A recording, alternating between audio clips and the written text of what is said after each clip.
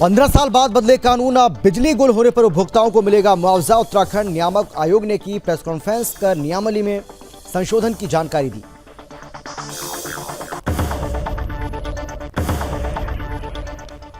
पूर्व सीएम त्रिवेंद्र सिंह रावत ने पर्यावरण संरक्षण को लेकर की बातचीत। 4 नवंबर को वृक्षारोपण अभियान की होगी शुरुआत। वृक्षारोपण को लेकर लोगों को किया जा रहा है जागरूक।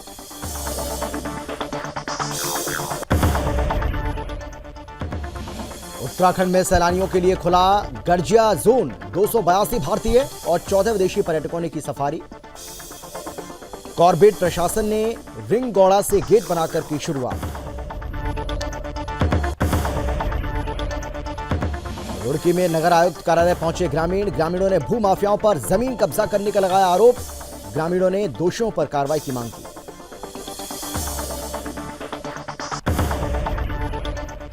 और 7 नवंबर को होंगे तुंगनाथ धाम के कपाट बंद। मंदिर समिति की तरफ से कपाट बंद होने की जा रही है तैयारी। विधि विधान से पूजा कर किए जाएंगे कपाट बंद।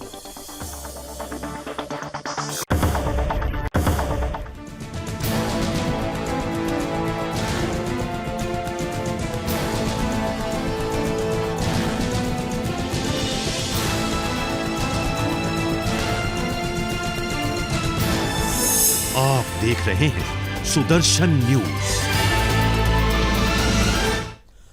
नमस्कार, आप देख रहे हैं सुदर्शन न्यूज और मैं हूं आपके साथ अमित शर्मा।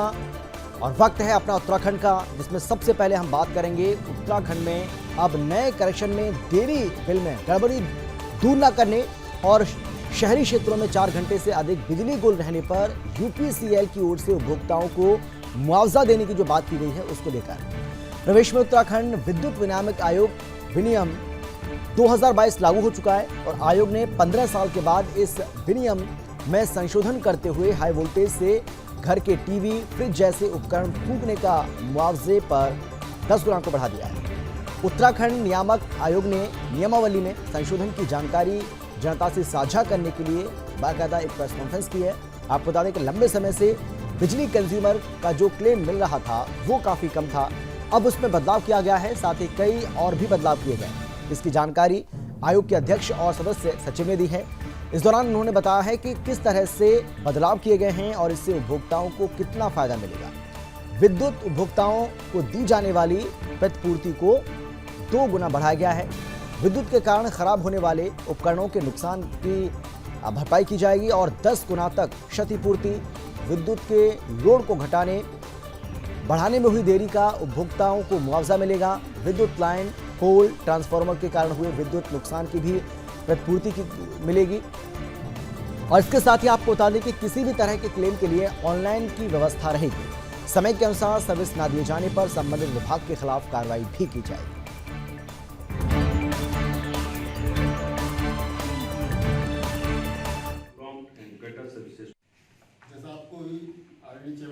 इसमें हमने एक्चुअली जो 15 साल से सिस्टम चल आ रहा था उसमें काफ़ी कुछ चेंजेस किए हैं। जिन मानकों में पहले हमने उपभोक्ता को कंपनसेशन नहीं दिया जाता था, जैसे सबसे पहला होता है आदमी जब उपभोक्ता बनता है तो सर्विस कनेक्शन लेता है वो, तो आज की डेट में अभी तक सर्विस कनेक्शन अगर लेने में जो जनरल शिकायत होती है कि साहब बहुत टाइम लगता है, तो जो डिले होती थी उस पर उनको कोई क्षतिपूर्ति नहीं मिलती थी। तो जो हमने 15 दिन का टाइम दे रखा है अगर जिस केस में, तो उसमें 15 दिन के अंदर उसको कनेक्शन नहीं दिया। उत्तराखंड के पूर्व मुख्यमंत्री त्रिवेंद्र सिंह रावत पर्यावरण संरक्षण को लेकर हमेशा गंभीर दिखाई देते हैं। ऐसे में अपने कार्यकाल के दौरान पूर्व मुख्यमंत्री त्रिवेंद्र सिंह रावत ने साल 2009 में रिसपना टू ऋषिपर्णा अभियान की शुरुआत की थी। एक बार फिर से इस दिशा में कदम बढ़ाते हुए आगामी 4 नवंबर को वृक्षारोपण अभियान की शुरुआत की जा रही है। रावत ने राजधानी में इस अभियान को लेकर बताया कि देवभूमि विकास संस्था की ओर से पर्यावरण संरक्षण के लिए बड़े स्तर पर कार्यक्रम चलाकर लोगों को जागरूक किया जा रहा है।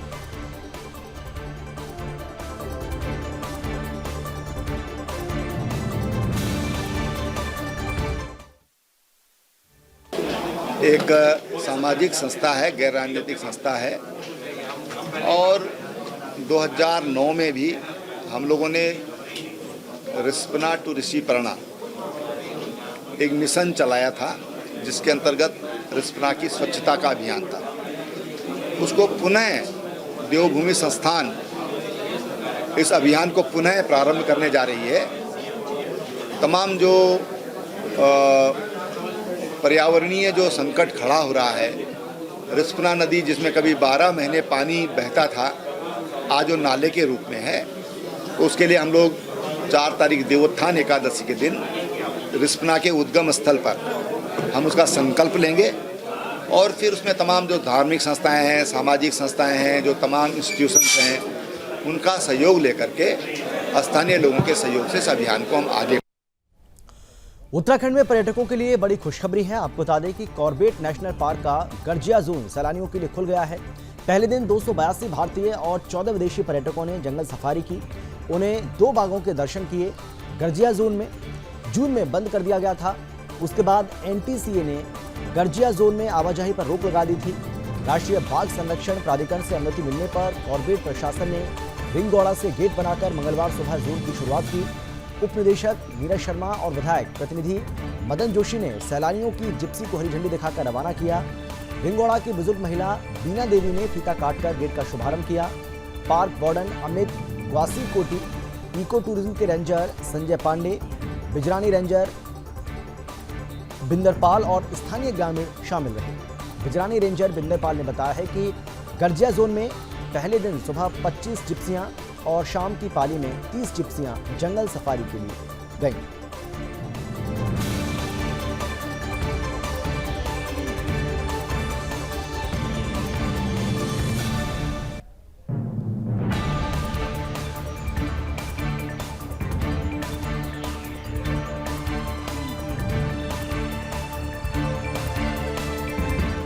और चलिए अब आपको सीधे चलते हैं देहरादून, जहां पर सीएम पुष्कर सिंह धामी कुछ बोल रहे हैं। सुनिए क्या कुछ कहे हैं। आदरणीय गुरमीत सिंह जी और जिनका हम सब लोगों को अभी यहाँ पर मार्गदर्शन और प्राकृतिक कृषि के अनेकों विधाओं की जानकारी यहाँ पर हम सबको मिलने वाली है। महामहिम राज्यपाल गुजरात आदरणीय आचार्य देवव्रत जी, आज के इस कार्यक्रम के संयोजक उत्तराखंड सरकार के कृषि एवं सैनिक कल्याण मंत्री आदरणीय गणेश जोशी जी और भारतीय जनता पार्टी उत्तराखंड के प्रदेश अध्यक्ष आदरणीय महेंद्र प्रसाद भट्ट जी, किसान मोर्चा के प्रदेश अध्यक्ष भाई जोगेंद्र सिंह पुंडीर जी, हमारे कृषि सचिव श्री BVR सी पुरुषोत्तम जी, निदेशक कृषि श्री गौरी शंकर जी एवं पूरे प्रदेश से पधारे हुए सभी हमारे किसान भाइयों एवं बहनों, उपस्थित हमारे सभी जनप्रतिनिधिगण, सामने बैठे हुए हमारे राजपुर क्षेत्र के लोकप्रिय विधायक आदरणीय खजानदास जी, उपस्थित पत्रकार मित्रों, छायाकार बंधुओं एवं प्राकृतिक कृषि के क्षेत्र से जुड़े हुए सभी वैज्ञानिक गण, आए हुए सभी अतिथिगण, हमारे पत्रकार मित्र, छायाकार बंधुओं, मैं आप सबका इस कार्यक्रम में पधारने पर हार्दिक स्वागत एवं अभिनंदन करता हूं।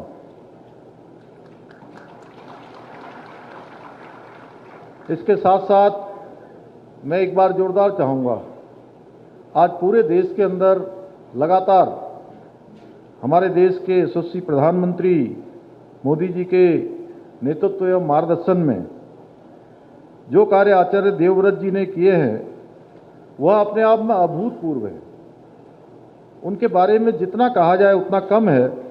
भारत की संस्कृति और धरती माता के संरक्षण के अभिनव कार्यक्रम को आगे बढ़ाने का जो अभिनव प्रयास आपके माध्यम से हो रहा है, मैं चाहूँगा कि एक बार देवभूमि आने पर आपका जोरदार तालियों से आप सब लोग अभिनंदन करिए। आप सबका स्वागत है। मैं इस अवसर पर यहाँ उपस्थित समस्त अतिथियों एवं प्रदेशवासियों की ओर से भी आपका विशेष आभार प्रकट करता हूँ कि आप यहाँ पधारे।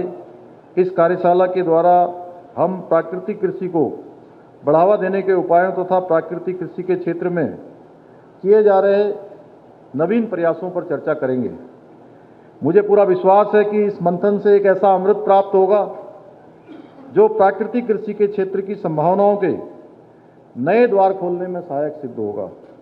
भाइयों बहनों, हम सब जानते हैं कि जब भी दुनिया के अंदर भारत की बात होती है तो हमें कृषि प्रधान देश के रूप में देखा जाता है, जाना जाता है और माना जाता है। कृषि भारत की मूल व्यवस्था, मूल जो हमारी अर्थव्यवस्था है उसका मूल आधार है। जब भारत में गुलामी का कालखंड प्रारंभ हुआ था तो हमारे देश की परंपरागत जो कृषि को इससे सबसे अधिक किसी को नुकसान हुआ था तो हमारी परंपरागत कृषि को हुआ था। और उसको त्यागने के कारण से जहां एक ओर फसलों की गुणवत्ता में कमी आई, वहीं दूसरी ओर अनेक बीमारियां भी उत्पन्न हुई। जैसा अभी गणेश जोशी जी कह रहे थे, यहाँ पर तमाम प्रकार के जो कैंसर है, डायबिटीज है, हाइपरटेंशन है, ब्लड प्रेशर है, तमाम प्रकार की किडनी के रोग, हार्ट के रोग, लीवर के रोग, सांस के रोग, तमाम प्रकार के जो रोग हैं वो इस जो हमारी व्यवस्था थी, परंपरागत व्यवस्था, उस व्यवस्था को त्यागने के कारण से हुई। आज प्रधानमंत्री मोदी जी के नेतृत्व में देश में कृषि, प्राकृतिक कृषि को बढ़ावा मिल रहा है। और पिछले दिनों हमने माननीय गृह मंत्री जी के एक मीटिंग हमारी पूरे देश के मुख्यमंत्रियों की हुई थी। जितने भी हमारे मुख्यमंत्रीगण थे सभी ने उसमें प्रतिभाग किया था।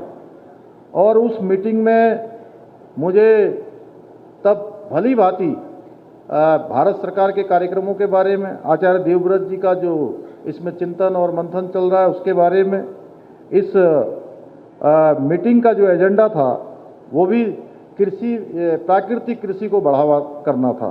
प्राकृतिक कृषि और डिजिटल फार्मिंग दोनों पर जो है उस पर एक बड़ा हम लोगों ने एक चर्चा माननीय गृह मंत्री जी के सानिध्य में सब लोगों ने की थी। उसमें से बहुत सारे विषय निकले थे। इस बार के कृषि बजट में कृषि को हाईटेक बनाने के साथ साथ प्राकृतिक कृषि पर भी अभूतपूर्व रूप से फोकस किया गया है। कृषि को केंद्र बिंदु बनाया गया है तो हमारे देश के अन्नदाता किसान भाइयों और बहनों को बनाया गया है। प्राकृतिक खेती को बढ़ावा मिलने से हमारे किसान बंधु अपनी आत्मनिर्भरता के पथ पर आगे बढ़ रहे हैं। लगातार इस क्षेत्र में हम आगे बढ़ रहे हैं। और मैं उत्तराखंड की दृष्टि से भी कहूँ तो परंपरागत जो कृषि के लिए सबसे उपयुक्त स्थान है। चाहे प्राकृतिक हमारा यहाँ का परिवेश हो, यहाँ की भौगोलिक परिस्थिति हो, यहाँ का हमारा आबो हवा हो, वो अगर सबसे फिट कहीं बैठता है इस कृषि के लिए तो हमारा राज्य देवभूमि उत्तराखंड है। भाइयों बहनों, जलवायु विविधता के कारण यहाँ कई प्रकार की स्थानीय फसलें, फल, जड़ी बूटी, सुगंधित पौध आदि की खेती की जाती है। हमारे होनहार किसान पर्वतीय अंचल में प्रचलित परंपरागत कृषि में आधुनिक तकनीकी ज्ञान का यथासंभव समावेश कर भूमि की उत्पादकता और फसलों के उत्पादन में भी लगातार वृद्धि लाने का काम कर रहे हैं। हमारी सरकार की कोशिश है कि प्राकृतिक खेती करने वाले किसानों की व्यापारिक संभावनाओं को भी बढ़ावा दिया जाए। उनको एक अच्छा बाजार मिले, अच्छा उत्पादन होने के साथ साथ उनको अच्छी मार्केटिंग की भी व्यवस्था मिले। उस क्षेत्र में भी हम कोशिश कर रहे हैं कि अधिक से अधिक किसान प्राकृतिक कृषि को अपनाएं और प्राकृतिक कृषि को अपनाने के साथ साथ उनका मेहनताना भी पूरी तरह से उनको मिले। हमारा जीवन, हमारा स्वास्थ्य, हमारा समाज सबके आधार पर हमारी कृषि व्यवस्था ही इसकी एक मात्र व्यवस्था है। बीते कुछ वर्षों के दौरान जैसा रसायनों के इस्तेमाल से हमारी उत्पादन क्षमता तो बढ़ी है, हमने काफ़ी दोहन किया रसायनों का उपयोग करके, लेकिन हमारे खेती और हमारी मिट्टी पर इसका प्रतिकूल प्रभाव भी पड़ा है। धरती माँ को माँ मानने की परंपरा, पूजन करने की परंपरा, गोबर से लेपन करने की परंपरा, ये भारतीय संस्कृति में ही है। धरती माँ के प्रति ऐसी श्रद्धा, निष्ठा और प्रेम भाव सनातन संस्कृति के अलावा किसी अन्य संस्कृति में देखने को नहीं मिलती है। जहाँ हम सब लोग धरती को माँ मानते हैं, जाने अनजाने में हमसे उस धरती माँ की सेहत को लगातार बिगाड़ने का काम हुआ है। लगातार हम उसका दोहन करते रहे, लगातार उसकी सेहत को बिगाड़ने का काम करते रहे, जिसकी हम आज पूजा करते हैं। भूमि की स्वास्थ्य की रक्षा के लिए हमें पारंपरिक तौर तरीकों को भी अपनाना होगा। आज स्थिति यह है कि रासायनिक उर्वरकों, कीटनाशकों के अंधाधुंध और असंतुलित प्रयोग का दुष्प्रभाव मिट्टी और पर्यावरण पर ही नहीं बल्कि हमारे पशुओं की सेहत पर भी स्पष्ट रूप से देखने को मिल रही है। जहां मनुष्यों को नुकसान हो रहा है, वहीं हमारे अन्य प्राणियों को भी, हमारे जीव जंतुओं को भी, हमारे जानवरों को भी, सबको उनकी सेहत में स्पष्ट रूप से देखने को मिल रहा है। इन सब से बचने का एक ही उपाय है, जिसको आदरणीय आचार्य देवव्रत जी तो आप सीएम पुष्कर सिंह धामी को आप सुन रहे थे, देहरादून में लोगों को वो संबोधित कर रहे थे। आगे बढ़ते हैं। रुड़की नगर निगम परिसर में नगर आयुक्त कार्यालय के बाहर सुनहरा क्षेत्र निवासी राजेंद्र चौधरी कुछ ग्रामीणों के साथ पहुंचे, जहां पर उन्होंने करोड़ों की बेशकीमती जमीन भूमाफियाओं द्वारा कब्जाने का आरोप लगाते हुए जमकर नारेबाजी की। इस दौरान उन्होंने नगर निगम के अधिकारियों पर भी भ्रष्टाचार के गंभीर आरोप लगाए। उन्होंने यहां तक कह डाला कि अगर भूमाफियाओं के कब्जे से जमीन खाली नहीं कराई गई तो वो आमरण अनशन पर बैठने को मजबूर होंगे। साथ ही उन्होंने कहा कि 1 साल पहले कुछ भूमाफियाओं की ओर से क्षेत्र में करोड़ों की बेशकीमती सरकारी भूमि पर भराव कर कब्जा किया गया था, जिस पर उनके द्वारा शिकायत की गई थी और मौके पर मेयर गौरव गोयल ने पहुंचकर निरीक्षण भी किया था और दोषियों पर कार्रवाई का भरोसा दिया था। लेकिन 1 साल बीत जाने के बाद भी अभी तक कोई समाधान नहीं निकला है। उन्होंने आरोप लगाया कि नगर निगम के सभी अधिकारी इस भ्रष्टाचार में लिप्त हैं। साथ ही उन्होंने कार्रवाई की मांग की है। इस पूरे प्रकरण पर नगर आयुक्त विजयनाथ शुक्ल ने बताया है कि कुछ लोग उनसे मिलने आए थे और अपनी शिकायत उनके समक्ष रखी है। उन्होंने कहा कि इस पूरे प्रकरण की निष्पक्ष जांच कराई जाएगी, जो भी इसमें संलिप्त पाया जाएगा उसके खिलाफ कार्रवाई की जाएगी।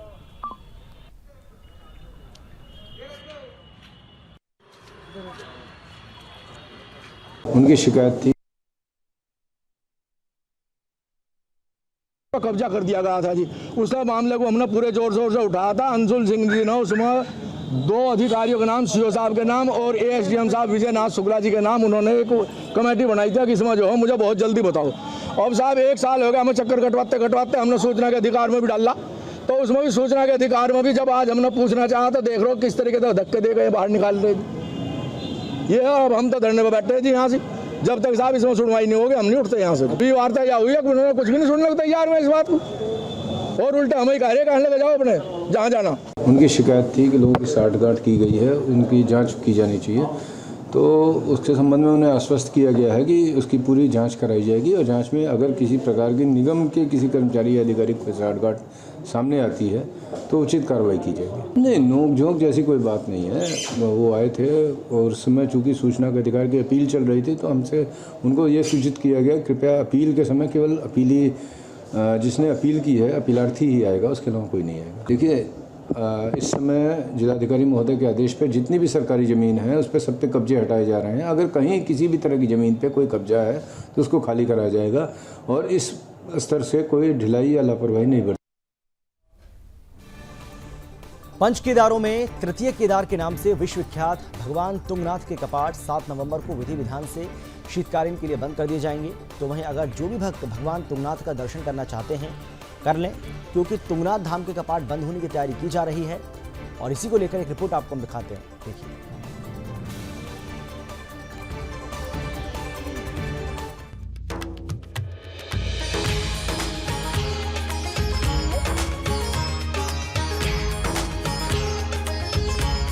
पंच केदारों में तृतीय केदार के नाम से विश्व विख्यात भगवान तुंगनाथ के कपाट जल्द ही बंद होने वाले हैं। आपको बताएं कि भगवान तुंगनाथ के कपाट 7 नवंबर को विधि विधान से शीतकाल के लिए बंद कर दिए जाएंगे, जिसके लिए मंदिर समिति की तरफ से पूरी तैयारियां कर ली गई है। आपको बताएं कि विश्व के सर्वाधिक ऊंचाई पर स्थित शिव मंदिर भगवान तुंगनाथ की उत्तराखंड सदैव से ही भगवान शिव का प्रिय निवास स्थल रहा है। देवताओं की भूमि के नाम से विख्यात देवभूमि भगवान शिव का मुख्य निवास रहा है। इसलिए यहाँ बाबा केदार सहित भगवान शिव के प्रसिद्ध पंच केदार मंदिर विराजमान है, जिसमें तुंगनाथ धाम भी भगवान शिव का प्रसिद्ध स्थलों में से एक है। तो वही मंदिर समिति तुंगनाथ धाम के कपाट बंद करने की तैयारियों में जुट गई है। 7 नवंबर को तुंगनाथ धाम के कपाट बंद होने के बाद भगवान तुंगनाथ की चल विग्रह उत्सव डोली शीतकालीन गद्दी स्थल मक्कू मठ के लिए रवाना होगी।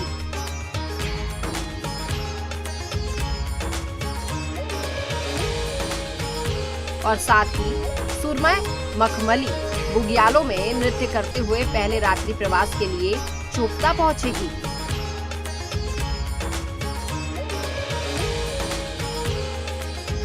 और 9 नवंबर को शीतकालीन गद्दी स्थल मक्कू मठ में ये विराजमान होगी।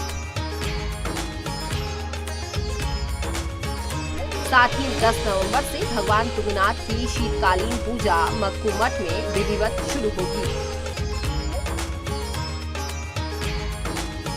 दरअसल पिछले 2 साल से कोरोना महामारी को लेकर चारधाम यात्रा प्रभावित रही, जिसके चलते भक्त चारधाम समेत तुंगनाथ धाम में दर्शन नहीं कर सके। लेकिन इस बार कोरोना कम होने पर इस बार जो है भारी संख्या में भक्त यहाँ पहुँचे, जो कि एक अपने आप में बड़ा विश्व रिकॉर्ड कायम किया।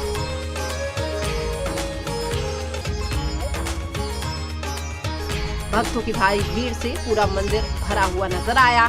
चारों तरफ बाबा भोलेनाथ के जयकारों से चारधाम गूंज उठा। इस बार तुंगनाथ धाम में लाखों की संख्या में भक्त पहुंचे और तुंगनाथ के दर्शन किए। तो वहीं अब जो भी भक्त तुंगनाथ धाम में दर्शन करना चाहते हैं वो जल्द से जल्द दर्शन कर ले, क्योंकि जल्द ही मंदिर के कपाट बंद होने वाले हैं।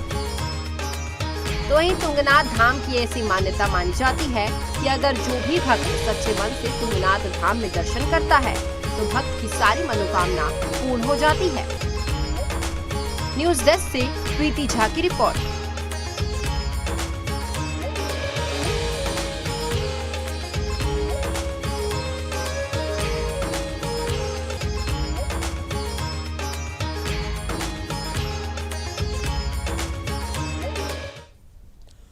देवभूमि में खनन माफियाओं के हौसले इस कदर बुलंद हैं कि खनन माफिया दिन दहाड़े हाईवे पर अवैध रूप से खनन करते नजर आ रहे हैं।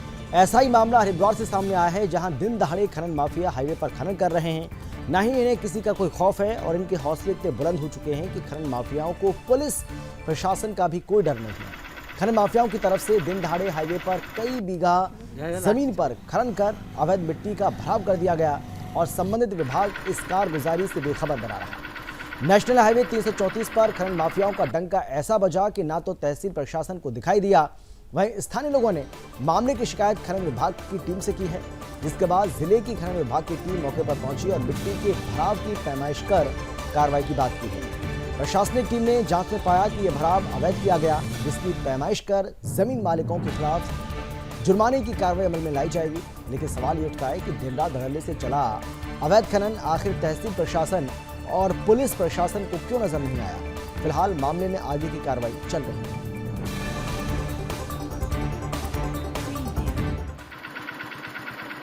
खनन 12-13 ट्रैक्टर चले जेबीसी द्वारा खनन हो रहा है जी। यहाँ पर भी शिकायत की, यहाँ पर कोई नहीं आया। फिर मुख्यमंत्री के यहाँ करी 1905 पे हमने शिकायत करी। आज में जांच के लिए भी आए, मट्टी नाप तोल कर ले गए जी। रास्ता सारा बेकार कर रखा, पूरा सेक्टर बेल्ट गाँव का जी। कहाँ डाली गई मट्टी 4 लाइन पर डाली जी, ना अपने खेत पर जी। तो यहाँ के जो प्रशासनिक अधिकारी इनको इन पर सब करी, कुछ नहीं करा जिन्होंने। एसडीएम डीएम सब तहसीलदार कुछ नहीं करा जिन्होंने। पुलिस वाला एक पुलिस वाला भी नहीं कहा जी उन लोग। अभी अब क्या चाहते हो? हमें इस पे कार्रवाई चाह रही जी पूरी। तो जब वहाँ टीम पहुँची थी, वहाँ आपके साथ मारपीट हुई? वहाँ पर मेरा गला गुला पकड़ा जी। नाप तोल करने के लिए गए जो अधिकारी, आज गया मैं वहाँ पर 11:30 बजे मेरे को फ़ोन करा जी। मैं वहाँ पर पहुँचा तो वह जो ठेकेदार मट्टी वाले वो भी वहीं थे। वह कहने ले जी यहाँ कोई भरा नहीं हुआ, ये झूठे हमारी शिकायत कर रहा जी। हमें संज्ञान आने पर हमने टीम भेजी। आज टीम के द्वारा पूरा पैमाइश कर दिया गया है। जिसके खेत में भराव किया गया है, जिसके द्वारा भी भराव किया गया है, उसकी पूरी पैमाइश निकालकर जितने भी लाख का पेनल्टी होगा उसके द्वारा पेनल्टी नामित की जाएगी। जहाँ जहाँ भी भराई की गई है, जहाँ जहाँ हमें संज्ञान में आया है, हमने पूरे एरिया में नपाई करा ली है। जिसका भी खेत होगा पेनल्टी उसमें। रामनगर में स्थित गिरिजा देवी मंदिर में इस साल गंगा स्नान पर मेला नहीं लगाया जाएगा। आपको बता दें कि कार्तिक पूर्णिमा के अवसर पर रामनगर से कुछ दूरी पर स्थित प्रसिद्ध गिरिजा देवी मंदिर में इस साल भी गंगा स्नान का मेला न लगाने का निर्णय स्थानीय प्रशासन की ओर से मंदिर समिति की ओर से लिया गया है।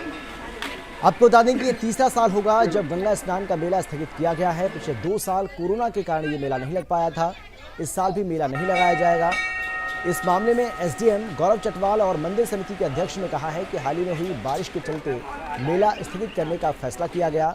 उत्तराखंड और उत्तर प्रदेश से पिछले सालों में यहाँ मेले में 2 से 3 लाख श्रद्धालु दर्शन के लिए आते हैं और इसके साथ ही हजारों की संख्या में अपने रोजगार को लेकर भी कई दुकानदार यहाँ पहुँचते हैं। प्रशासन और मंदिर समिति ने सभी श्रद्धालुओं से गंगा स्नान के मंदिर में न आने की अपील करते हुए प्रशासन और मंदिर समिति को सहयोग करने की बात कही है।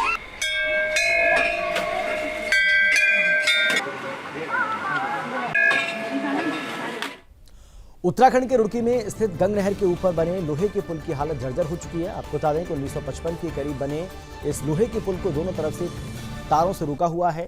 इस पुल को झूला पुल भी कहा जाता है, लेकिन अब इस झूला पुल की हालत दयनीय हो चुकी है।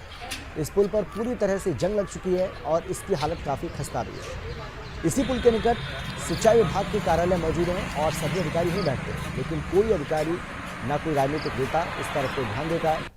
पुल की इतनी स्थिति दयनीय है कि कभी भी कोई बड़ा हादसा हो सकता है। कई दलों के विधायकों के भी यहाँ आसपास भवन हैं, लेकिन कोई इस तरफ ध्यान देना जरूरी नहीं समझ रहा है।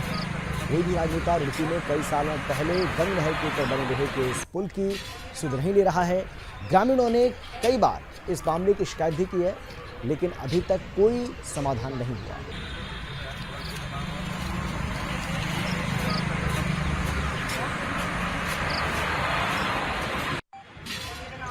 ये पुल 70 वर्ष पुराना लगभग है।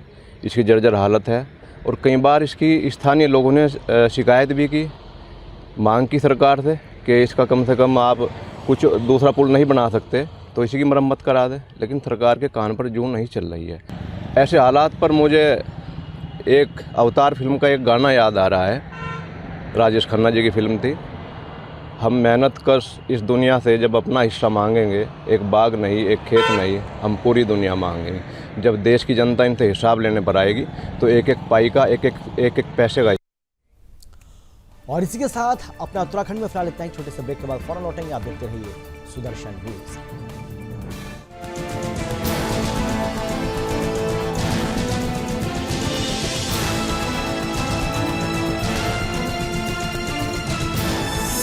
आप देख रहे हैं सुदर्शन न्यूज।